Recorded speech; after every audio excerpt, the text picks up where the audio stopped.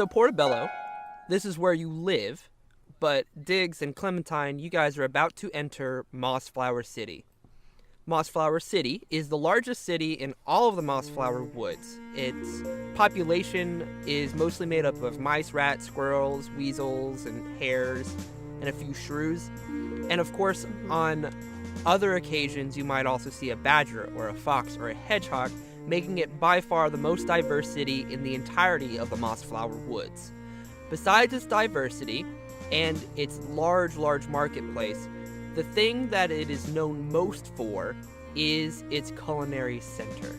The culinary center of Mossflower City is where the greatest cooks in the entire realm live, and they put on great feasts every single night. And the way for you to get the food is to simply give one ingredient to the cooks.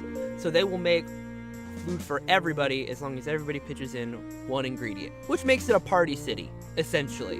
Mossflower City is huge, it's got everybody, there's feasts every single night, and that is what you're going in.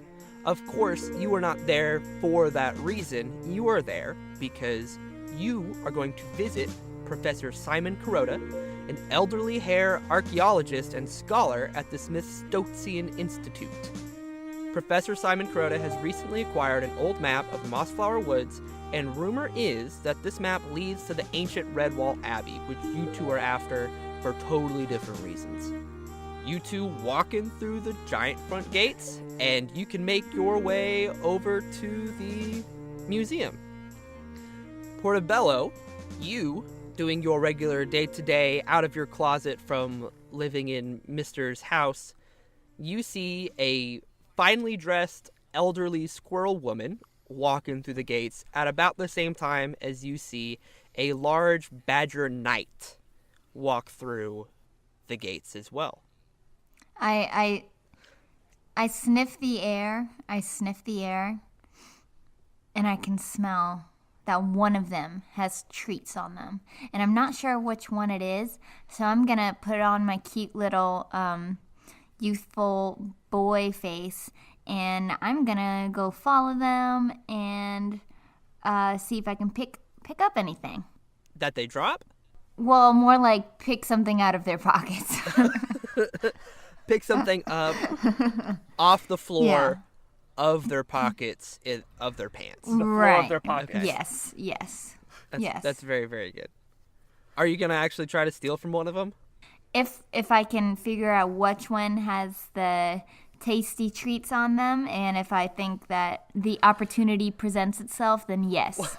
Diggs has his travel rations or his travel pack tied to a bandana on the edge of his poleaxe as he's kind of carrying behind him.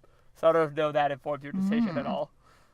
I think Clementine actually has probably little, not super fancy because they're just for her, but they're still well-cooked little biscuits in her pockets. Yeah, I'm following them. I can smell it.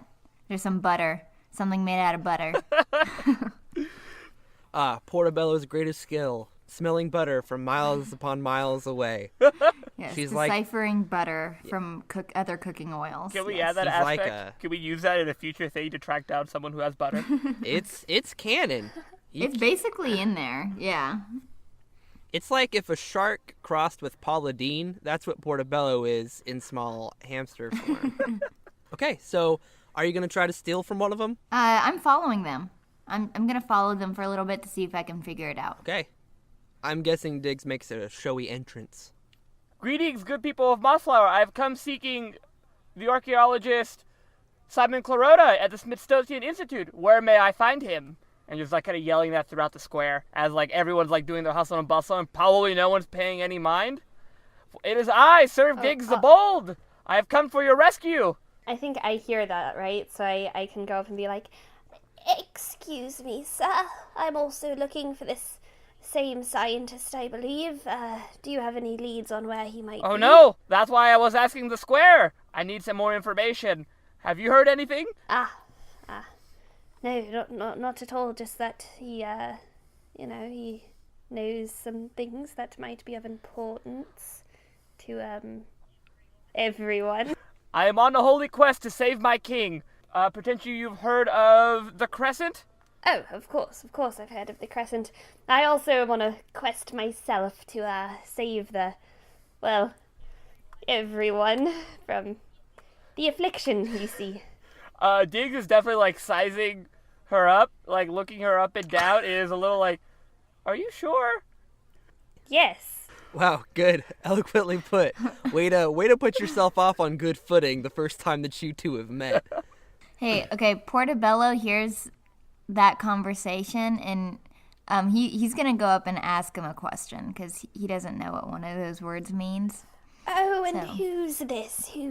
Oh, hello, my name's Portobello, and I've got a question. Do you mind, missus?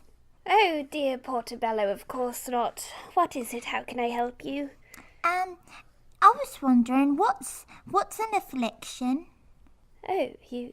It's a horrible don't disease know. that ravages the body and leaves you a withering mess. Oh, excuse me, sir. No need to speak like this in front of the children. Well, I'm just telling it the truth. Sometimes stories are a bit more kind to the ears than something so harsh as just the plain old truth, I think. Seems like a lie to me. Oh. I just wants to know what it is. Well, Portobello, that was your name, yes? Yes. Portobello, the affliction is a sort of illness that seems to be sweeping everyone for miles around, and it's very painful and sad, and it's up to us who are healthy. It gets hamsters too. It gets everyone, no matter your status. Does it get mums? More than likely. I'm afraid it does. Does it make your teeth rot and fall out? It can, of course. It can make anything. It can make anything go to ruin on your body. It'll be hard to eat nuts if I ain't got no teeth. How can I not get the affliction? It would be hard to eat anything once you're dead. Is there a way to not get it? Well, we, young Portobello, are just trying to sort that out ourselves. Do you have some butter? Butter, just I don't have any. Maybe you've got some butter like in the something else, like in a cookie. I have a few biscuits if you'd like one. I would very much like one. Thank you so much. I take one out of my pocket, and then as soon as I see Portobello's little grimy hands reach up for it, I say, "Oh, now hold on one second there. Clean your hands before you eat." I lick my hands. I suppose that will do. I give it to you. Oh, this is a good biscuit. I got lots of butter. What else has it got? Well, it's got some flour in it and some sugar, of course, as all good biscuits do have. It's got some rising agents and some... Well, in order to bulk up the batch, I do have a bit of teakwood flour in there, some just that's real sawdust. good. Oh, I'm glad. Hey, Mr. Sir. Oh, Diggs has gone walking down the rest of the marketplace and is shouting out the same thing he said before. Oh dear, some men make such a ruckus, don't they? Yeah, he make a big ruckus. I think he's got some butter on him too. Truth be told. Probably so. Someone like that. So Diggs is like going down the marketplace, like asking the same question, and is trying to find anyone that would have an answer to his questions. Do I need to roll something, or do I need to be more specific? No, I think that what actually happens is you yell enough times in this crowded marketplace, and at the beginning, everybody just kind of ignores you.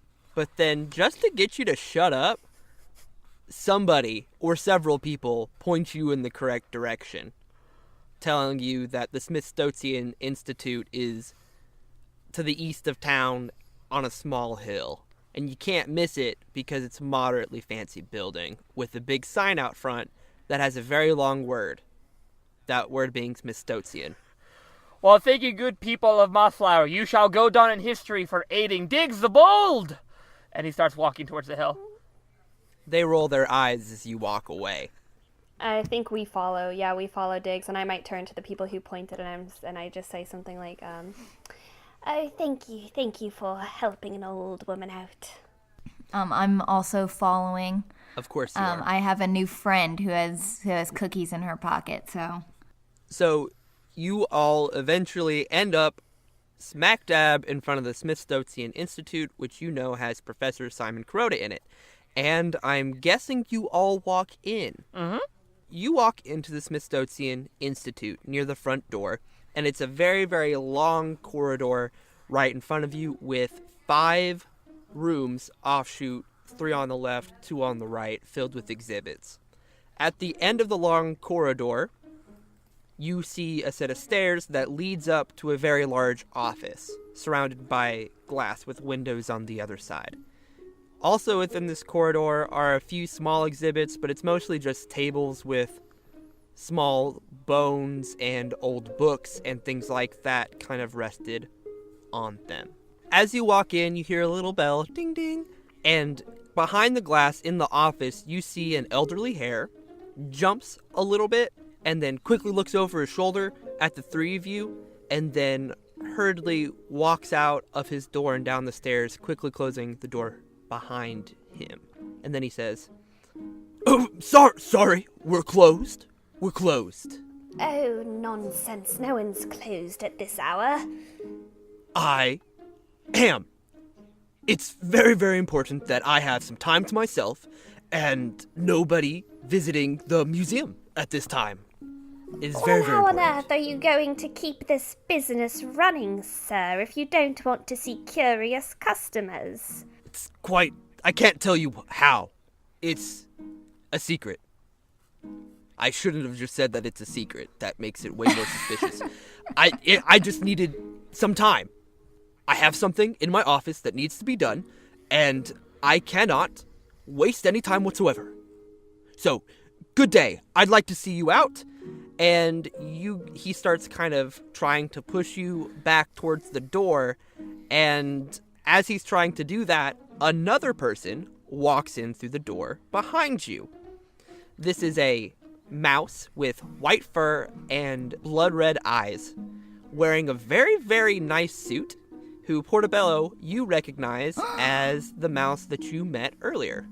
Well, I guess earlier this week. He never gave you his name. Can you remind me his name? He never gave you his name. I don't think you ever asked.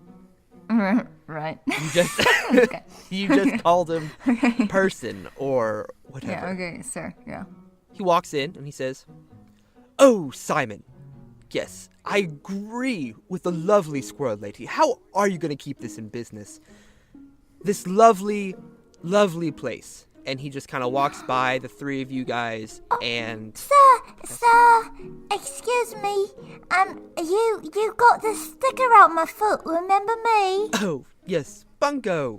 Right? Bungo. Right, yeah, that's my name. Oh, well, it's good to see you, Bungo. Are you here to look at the bones in the books?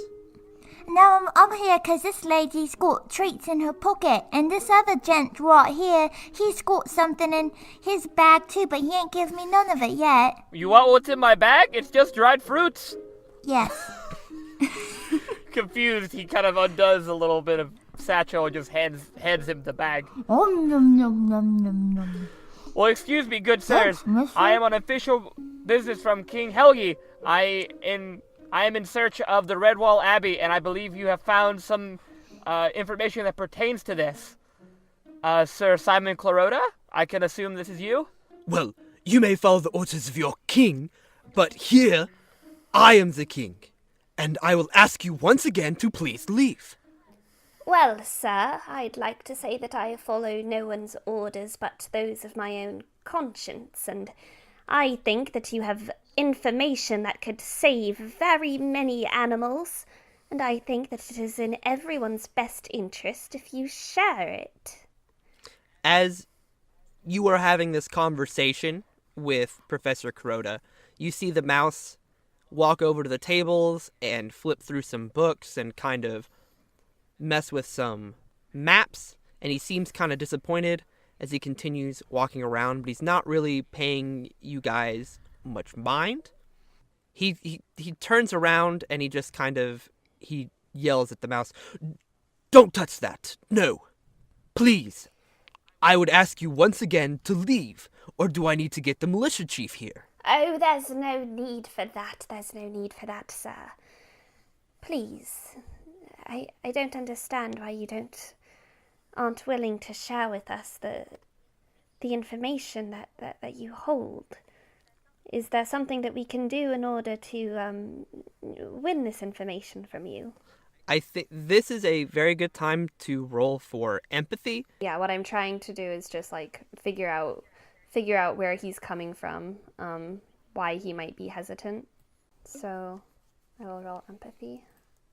So you can see that behind his bluster and how he wants to get everybody out, and he's kind of picking himself up and making himself look big-chested. With that 2 that you rolled, you can actually see in his eyes that he's a little bit scared for his life, which is an aspect that I am saying that you can see now is scared for his life. Sir, pardon my asking, but would you accept a biscuit, perhaps, just from me to you? Oh, they're real good, sir. You can't just pay your way in here with biscuits, madam. Oh, no. But This yes, is no I'll take payment. one. I'm not asking for anything. You seem like you've had a hard go of it lately. Here you go. Mister, they've got butter and sugar and flour and a rising man. And there's one other thing in it, but they're real tasty. It's teakwood, sir. All the way from New Canopy. Do you Well, like it? He takes that it and he teakwood. nibbles on it. It's quite good. Ah, I am glad to hear that. Everyone does love my biscuits where I'm from. Portobello does his little happy wobble from side to side that he does. As he's nibbling on this, you see as the mouse starts walking up the stairs. And so does Simon Crota as he turns around and he says, "Stay away from my office!" But the mouse does not listen and then walks directly into the room where it is. Sir. And as Simon turns around and starts sprinting towards his office, I'm going after him. as you go after Professor Kuroda, you see as 5 rats walk out through the doors where the exhibits are. They are all wearing armor, and on top of that armor are matching cloaks and matching scarves. As they walk out, looking very menacing, and they start to, pull out swords and arrows and other things, and Professor Simon Crota stops dead in his tracks. Hello, everybody. This is your GM, Aubrey. I'm just here with a few quick announcements before we get back into the action.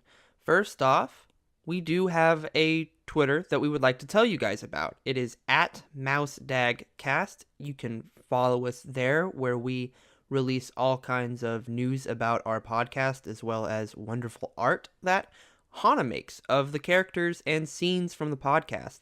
Speaking of Hannah's wonderful art, we are going to have a giveaway through Twitter here pretty soon. As soon as we hit 250 followers, we will give away one of the 3 pieces of art that we have attached to the tweets about the backstory episodes. So Hannah has made these watercolors of Clementine, Diggs, and Portobello, and even though it's not the canon look for these characters, they're absolutely adorable and you would want to get your hands on it. So after we get 250 followers, we will release some rules about how to get yourself entered in that drawing. But in order to get that high, we need your help to tell a few friends about this podcast. If you've been enjoying it, get them to follow us on Twitter as well, and maybe even leave a review on any podcast app that you listen to the show with. Anyways, once we do that, we'll give you the rules and you can get your hands on some original Hana LaFleur art. Once again, that is at MouseDagcast, and you can follow us there. The final thing is just thank you. We appreciate your listenership. We really appreciate it. Anyways, let's get back to the action.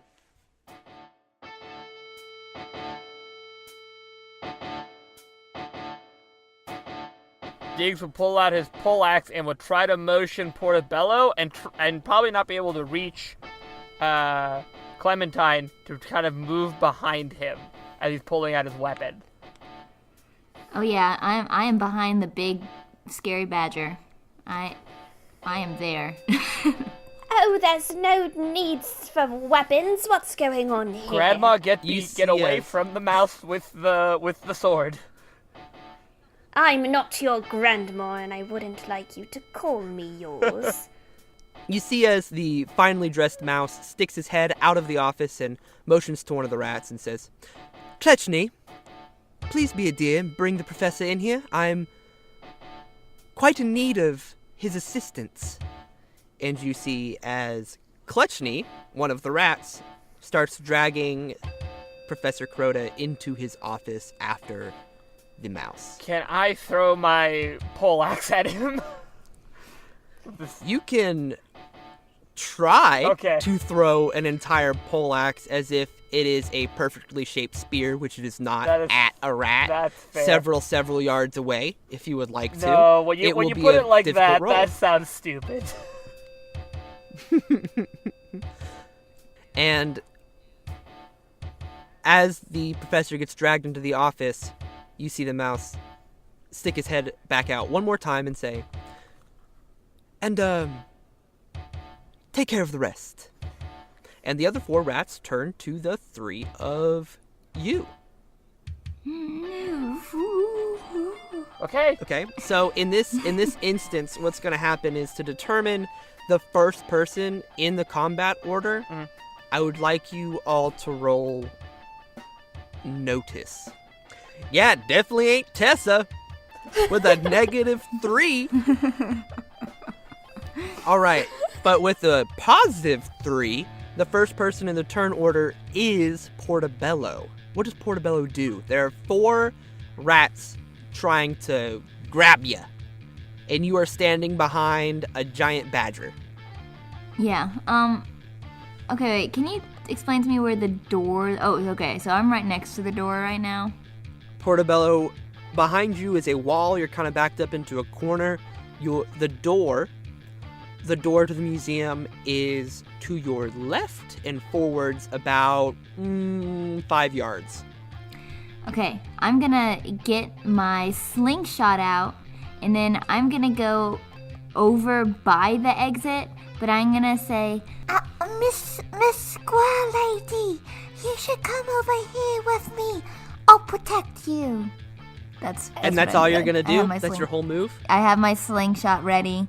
Yeah, and then I'm trying to get Clementine to fall back with me. You're not gonna shoot the rat with the slingshot?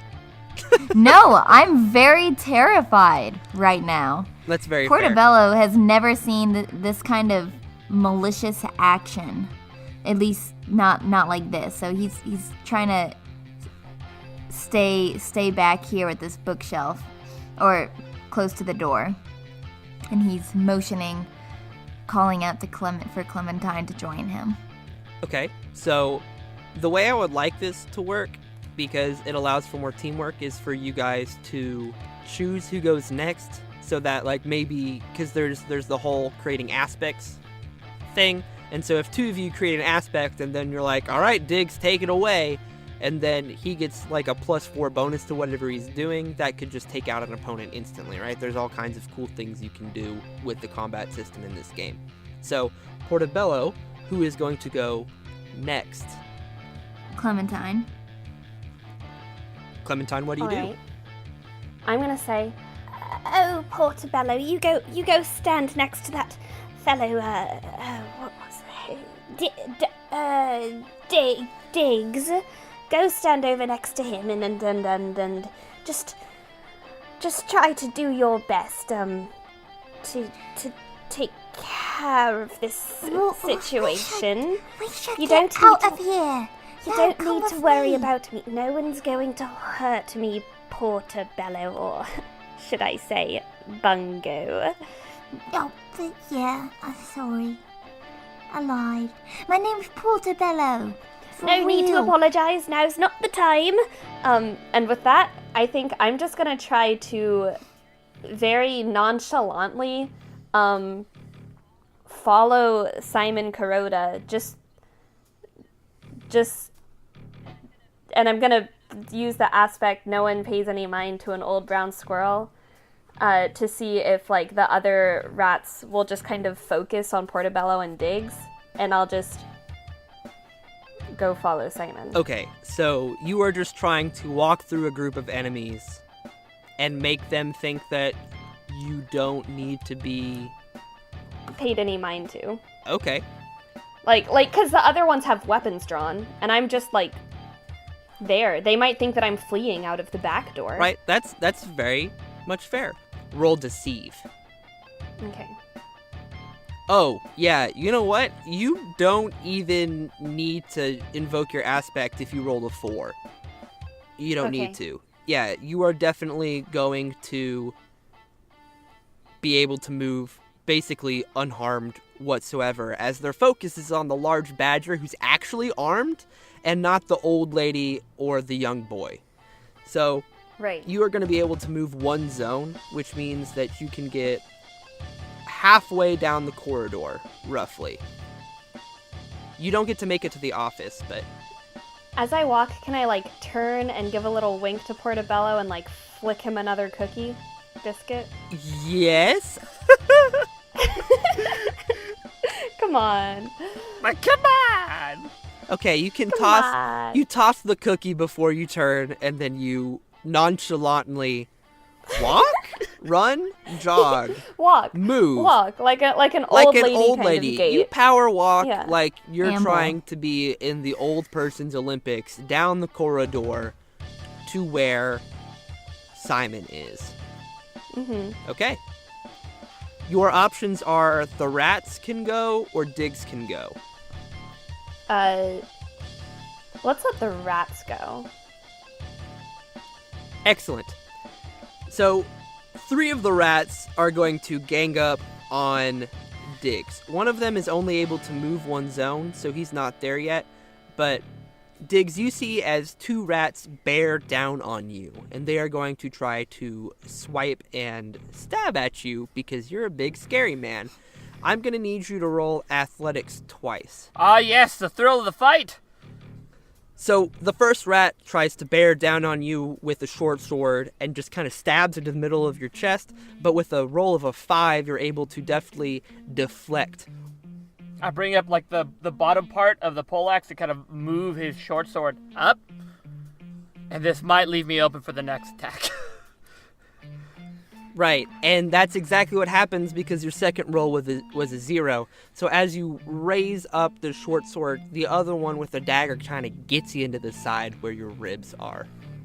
And it hurts, but it only deals 1 shift of damage to you.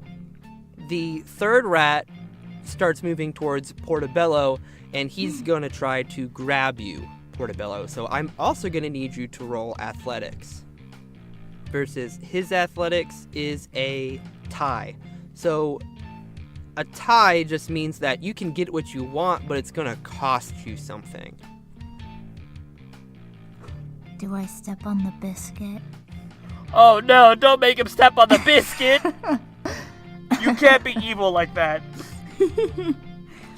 Alright, so in order to get away from them, what you do is you just kind of duck and you get right in between his legs, but in the process, you step on the cookie and you drop your slingshot. You monster. I never even got to use it. Okay. Well, I dropped my slingshot, and that's too bad. Is it my? Well, I guess it's not really my turn yet necessarily. It is not your turn. It is now Diggs' turn. Diggs, you see as Portobello is trying to be grabbed by 1 rat. 2 rats are after you, and 1 is about to bear down on you as well. What do you do? Diggs, thinking he can't help Portobello unless he helps himself first, is going to bring down the axe head of the poleaxe on the one that nicked him in the ribs. Okay, so that would just be fight. Oh, yes, with the 4, you're just taking the poleaxe down? Yeah, and it's going to just aim for his, right shoulder. All right, so with a 4, what you do is you take that poleaxe and you bring it straight down. It hits him into the right shoulder, and he just kind of crumples underneath the weight, and he's knocked out cold because of how much pain you just put him in. Mm-hmm. Okay, we're back up to the top of the order, which is Portobello. All right. Is my slingshot, unrecoverable right now? Would I have to face that same rat to get it back? You would just have to reach down and grab it as it's in between his legs without him catching you. What would I have to roll to do that? Athletics. Not stealth? Okay, well, I guess that makes sense. Okay, well... It's a fight. In order to not use other things, you have to... If you can say that... If you could find a way to construe it to where you are using stealth to do this thing, I will give it to you, or burglary, or rapport, or crafts, or whatever. I will absolutely let you do it. But you have to create a narrative in which that skill makes sense. Oh, right. Okay, I can't really narratively explain how I'm kind of backed into a corner, so I'd have to do some... Probably wouldn't work, because this guy's, looking at me. So, Portobello is going to abandon his slingshot in the moment, and he's going to go run to Clementine. Yeah, you can just do that.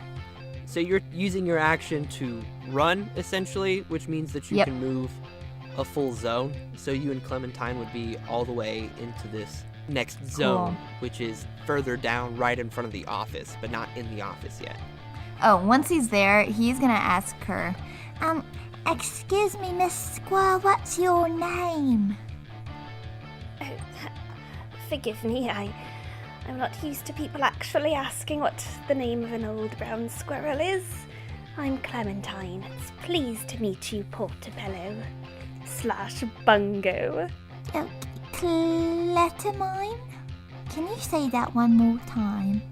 Clementine. It's spelled Clementine. Clem. Oh, don't mind me over here. I'm just fighting for my life. Clementine. I've got it. We're good. Who goes next, Hannah? You've got Diggs, Rats, or Clementine? I think, rats. Rats, good. I love how you guys are letting people attack Diggs before he can take them down. And this is the end of Diggs the Mole. So, the rat that missed Portobello is going to pick up the slingshot and put it into his pocket. And seeing as you got away from him, he's actually going to start chasing after you two. So he's just kind of behind you, and he is going to get to you. Diggs, you see as the one that just stabbed you, goes for it again. And I'm going to need you to roll athletics. Okay, even with the 2, he rolled a 1, which means that you succeeded on the defense. So you just kind of knock it away, probably with your big badger hand. You're just, no. Bad. And then Bad rat. the other one, who kind of sees how you're kind of really well against these rats, decides to take a few steps back, and he pulls out an arrow and tries to. So he looses an arrow at you, and you need to roll athletics one more time. All right, with a 4. Diggs catches this arrow. Yeah, I was about to say, you succeeded with style because he only rolled a 1. And with 3 shifts of success, you get to succeed with style, which means not only do you defend yourself, you get something else. Like an aspect Kind of that a I can boost invoke? of sorts. Yes. So I want to catch the arrow and then kind of seriously look at the one next to me and say, son, you're out of your league here. And then he just snaps the arrow at the same time and drops a piece of it. You snap this arrow in his face, and you say those very menacing words, and you see him kind of step back a little bit. He shook is kind of the aspect that would be involved with that. And so I need you to roll provoke. All right, with a 2, he's not going to back down. But if you want to invoke that aspect that you just got, you can do so. So a boost is just an aspect that's +1. You do not get a free invocation of it. Okay. So you would have to spend a fate point in order to do so. So with that too, he's not going to back down. But if you were to invoke your boost essentially and spend a fate point to do so, then you can. Be wrong. Since he's shook as I just did this thing, is it my turn to go? This is still part of your defense. I'm allowing you to add on, since you said these words, I'm kind of giving you this extra thing because narratively, it makes sense that this would happen now and not on your turn. Okay. Technically, yes, it is your turn. Okay. Anyways, so So, okay. So he's shooken up, like a little nervous. yes, he is very nervous. I'm going to charge at him with the spear tip. So is that going to be a fight? And I would like to spend a fate point to invoke shook. As in, he's probably a little terrified of me, and this might cause him to not defend as adequately as he could. Yeah, so he also rolled a 2, which means it was a tie, which means that he wouldn't take any stress. But if you're invoking this and spending a fate point, then he does take 1 shift of damage, and with that, he does keel over. How fun. I'm sure you're having a grand old time. Oh, I am. I pull out the spear tip, and I point it to the other rat that is shooting and trying to shoot arrows at me, and just kind of say, "You're next." Which means that now it is Clementine's turn. All right, so I think I turn around to see the mouse that's chased Portobello here, and I have like my old lady like purse, right? It's kind of like a satchel. Okay, you have And I your think- old lady satchel. Yeah, I think I kind of lift it up and I swat him on the head with it, and I say, Excuse me, sir. Me and this young hamster are on our way to do some very important errands, and not only have you interrupted us, but I believe you also have something of my young friend's here, and it would do you good to give it right back. Yeah, what she said. Okay, so what I'm going to make you do is, in order to hit him with the bag, I want you to roll fight, okay. which is not good for you. If you crit on this, Diggs is gonna be so impressed.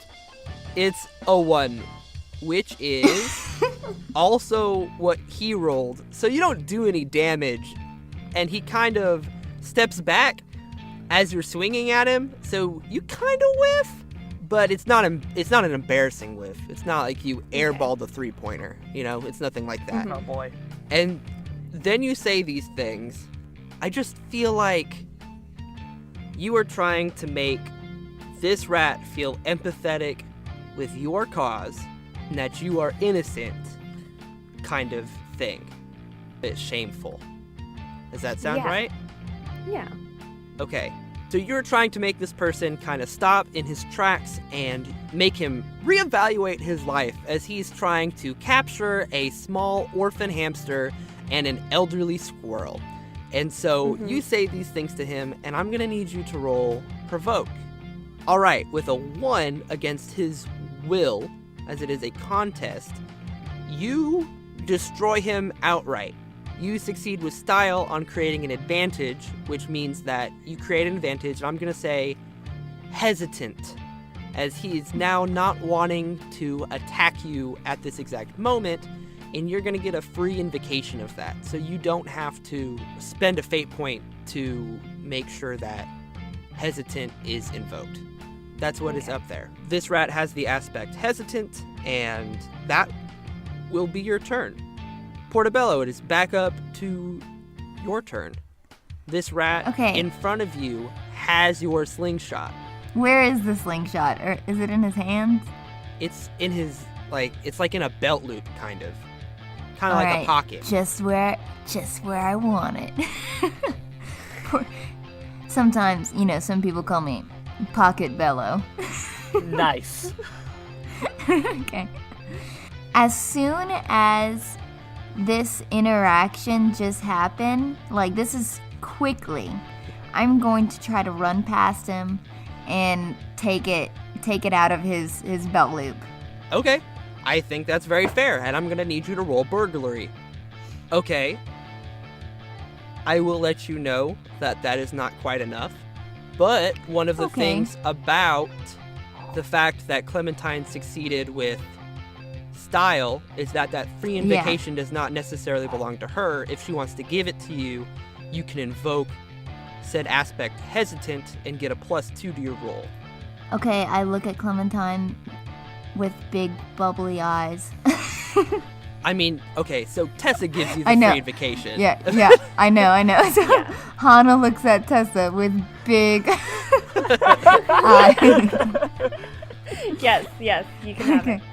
Okay. Yes. So you get the All free right. invocation of the aspect hesitant, which gives you a +2, bringing it all the way up to a 4, which means that you do succeed at getting back your slingshot, and you have stolen it. You said you were running by him, so are you behind him now?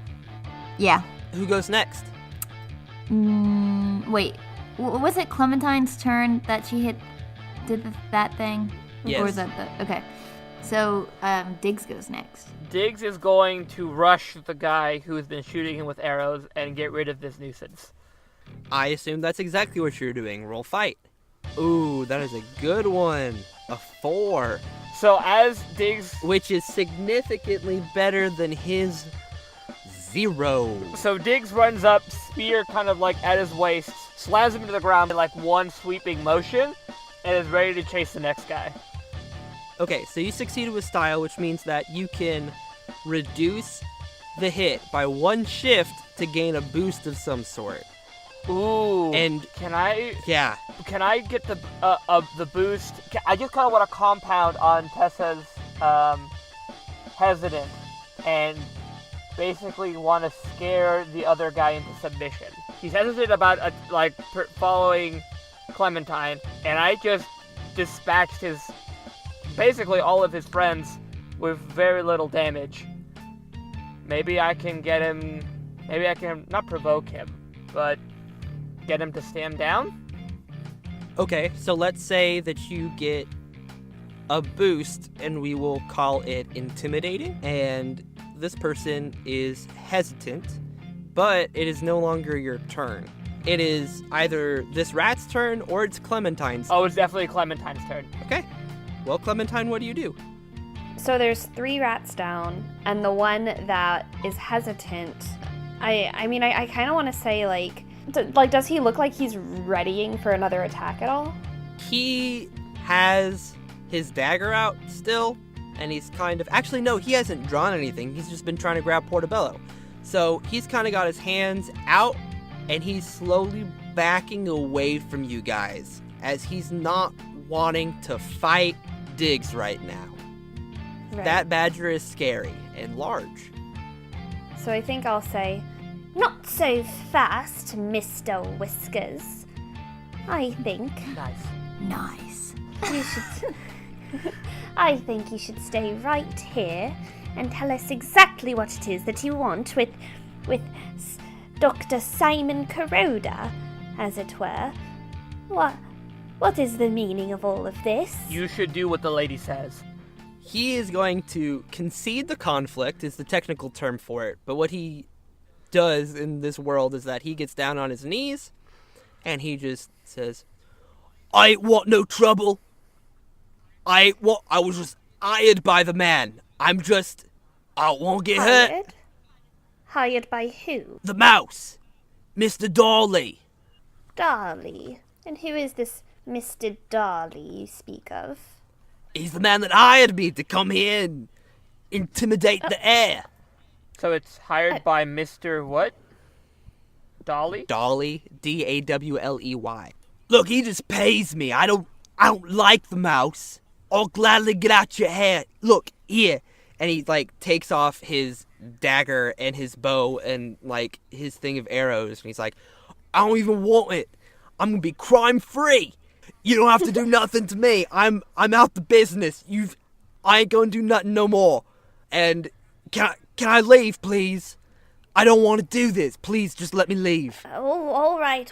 Diggs picks up his weapons. I'm glad to hear that you're out of such a wretched business, and I do hope you never come back to it. Wasn't Thank doing you, anything miss. good for your face. Thank you so much. As he's running away, I kind of pick him up by the back of his collar, and Oh, Jesus Christ, it's all over! I can't! Oh, no! shh. If I ever see you again on opposite side, and I will make you like, and he just points them like to the rest of them. Do I make myself clear? You won't ever see me again. And it'll be real easy for me to hide from you. You only got one eye. I'm just... Oh, no, that was mean. Oh, he's gonna kill me now. Oh, God. Stupid. Like the French Prince of Bel-Air to Jazz, you just see the picture of the door of the museum and him just flying out. Oh, took quite tumble, I did. Oh, it's time to lead a better life, I guess. Quite hurt. Thank you, Mr. Badger and Miss Squirrel.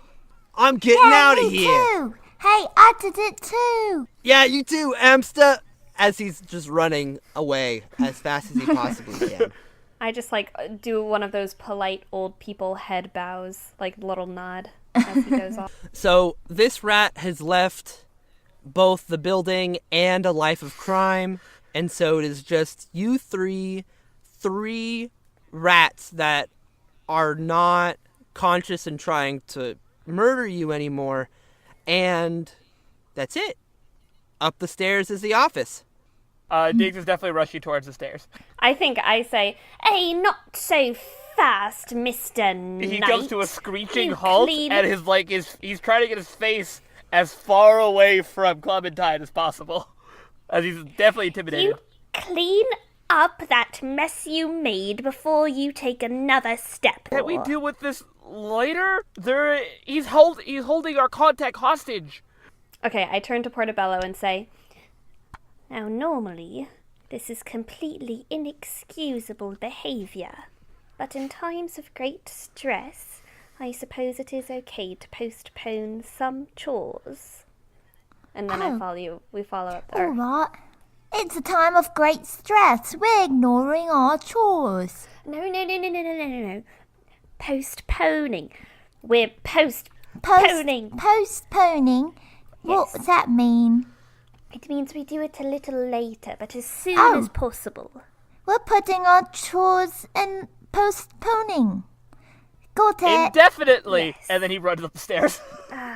Okay, so the three of you enter the door into the office of Simon.